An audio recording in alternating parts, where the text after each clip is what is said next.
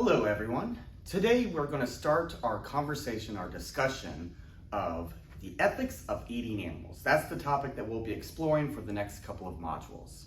And what I want to do in this video is I want to talk more specifically about utilitarianism, because for this module we're going to be focusing on utilitarian type arguments for why there's something morally wrong with eating animals. There's something morally wrong with factory farming, which is a huge part of our lives, our society, our culture. And since this is an introductory level course in philosophy, I don't expect you to know what exactly utilitarianism is. So that's why we're going to talk a little bit more about it. I have included some other videos that say a little more specifically what exactly the theory says, which I do want you to watch, so that way you can really get a good sense of what types of arguments we're going to be exploring here. But let's go ahead and start just by defining what exactly this theory says. First of all, it's a normative theory. And what we mean by a normative theory is it's a theory that tells us what our obligations are. It tells us what we are morally required to do, what we ought to do, what would be the right thing to do. And that's different from a descriptive theory, which would tell us what is actually the case, how we actually behave. So this is a normative theory. It tells us what we ought to do, what our moral requirements are.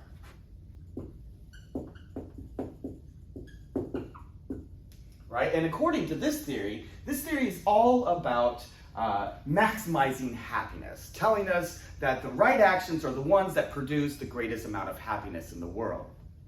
So then we can say that this theory, I'm just going to say UT for an abbreviation, utilitarianism says that we ought to act in such a way that brings about the greatest balance of pleasure over pain, specifically suffering. So then that tells us that a right action, the right or good action, will be measured by the amount of pleasure or pain it creates. All right, so there's several terms here that I want to explore in a little more detail. So keep in mind, we're talking about a normative theory, so that tells us what we ought to do, right? That's the normative part of it. It's telling us what our obligations are. And then we also have this term pleasure and pain or suffering, right? And we see it again here, pleasure over pain or suffering that's created in the world. And so that's going to be important. So let me say a little bit more about how these notions of pleasure and pain and so forth, how that factors into this particular normative theory. So what utilitarianism is, it's a form of consequentialism, where what we actually have are two different things happening, two different aspects of this theory. On the one hand, we've got the normative part, and that's the consequentialist claim. But on the other hand, we've got a value part, right? So the consequentialist part tells us to maximize good consequences, right? But all by itself, consequentialism doesn't really tell us what the good consequences are. Right? So it tells us that we should make the world a better place, we should maximize whatever is good in the world, but what exactly do we mean by good? And so that's where we get the value part, a theory of the good. Or we might say a theory of well-being or a theory of the good life. And so the value part of utilitarianism is called hedonism, where what we mean by hedonism is that the only intrinsic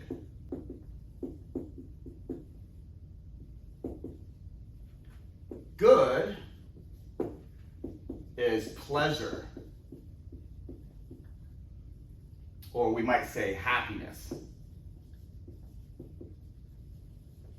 Right? So that means that what we should maximize, according to utilitarianism, pleasure or happiness. right? We should seek for those things that bring about more pleasure and happiness over things like suffering or pain, right? So utilitarianism is essentially telling us that the morally right thing to do in any given situation is whatever produces more happiness in the world, produces more pleasure in the world. And the morally wrong thing to do would be whatever maximizes or produces more suffering in the world. And so that means that what the morally right or wrong thing to do will kind of depend upon those details of the situation we're considering. Take, for instance, lying. You might think that lying is always going to be morally wrong. Even someone like Immanuel Kant argues that there's just something inherently wrong about lying. But for the utilitarian, this person might say that, well, if telling a lie actually produces more good in the world, if it produces more happiness and more pleasure, then that would be the morally right thing to do. But if lying to somebody is going to produce more suffering, more pain in the world, even psychological pains, then it would be the morally wrong thing to do, right? Same thing with murder, you might say. So if I could kill one person in order to save 5 people's lives, well, then that would be the morally right thing to do, according to utilitarianism. So whatever produces more overall happiness and joy and so forth, with the good consequences, whatever does a better job of doing that is the morally right thing to do. If your actions produce more pain and suffering, then that would be the morally wrong thing to do. Now, there's another point that I want to draw your attention to as it relates to utilitarianism. And this is going to be really important to understand how the utilitarian is thinking about the moral community and how that relates to the ethics of eating animals. Utilitarianism is an impartial theory. It's an impartial view. So what exactly does that mean? Well, when I say that utilitarianism is impartial, that's basically saying that it doesn't matter whose happiness or whose pleasure we're considering. It doesn't matter whose pain or suffering we're considering. Most of us will likely favor our friends and our family members, our loved ones, right? So we're usually very interested in this sort of partial approach to who we care for. So if I had to choose between saving the life of my daughter versus saving the life of a stranger, most of us would understand that I would likely save my daughter's life rather than a stranger. And that's not because I don't care about the stranger. That doesn't mean that I don't think that the stranger deserves to live and so forth. It's just that I'm partial. I care about my daughter more than I care about strangers. But utilitarianism rejects that point. Utilitarianism says, if I could sacrifice the life of my daughter in order to produce more happiness in the world, right, in order to increase the level of pleasure that's had by the rest of the world, well, then that would be the morally right thing to do, even though it would cause me great suffering and great pain. So utilitarianism is not concerned with my pleasure and my happiness. It's not concerned with maximizing any particular person's pleasure or happiness. It's interested in maximizing the greatest amount of pleasure and happiness overall for the greatest number of people. This is what we sometimes call Mill's utility principle, or the greatest happiness principle. And it's related to this notion of impartiality. It does not matter who is suffering or in pain. Everyone's happiness counts equally.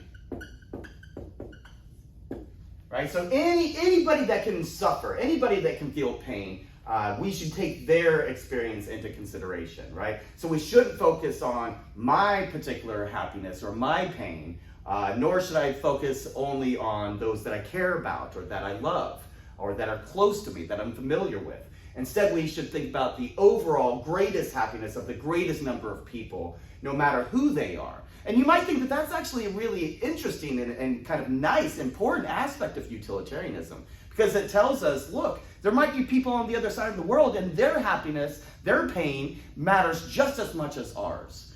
There might be people that we never come into contact with. Nonetheless, their experience of the world is just as good as anyone else's. just as important, just as morally significant as yours or mine or what have you. So then let me introduce what exactly Mill's greatest happiness principle actually says as it relates to this notion of impartiality here.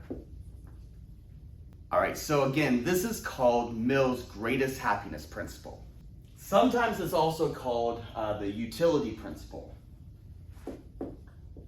And what the utility principle says, what the greatest happiness principle says, is that actions are right in accordance with the way they tend to produce happiness, and they're wrong in accordance with how they tend to produce the reverse of happiness. This is the way John Stuart Mill describes it. So here's what he actually says. Actions are right, or we might say morally good, in proportion as they tend to promote happiness, and they are wrong, morally bad that is, as they tend to promote, or we might say produce, the reverse of happiness. And what he means there is suffering. Right, so that's the utility principle. That's the greatest happiness principle. And so you can see how this relates then to impartiality. Right? We're not talking about any specific person's happiness or any specific animal's happiness for that matter, or their suffering. Rather, it's in general how much happiness and pleasure is being produced, in general how much pain and suffering is being produced. Those actions that are morally right are the ones that are going to be maximizing the greatest amount of happiness. And those that are going to be morally wrong or bad are the ones that maximize the reverse of happiness, which Mill sees as being suffering. So the next thing I want to do is think about how utilitarianism understands the moral community and what it means to have a moral status. And by doing that, we'll be able to see more specifically why these utilitarian-style arguments tend to say or tend to try to show that there's something morally wrong with factory farming, with eating animals. So that's what we will do next.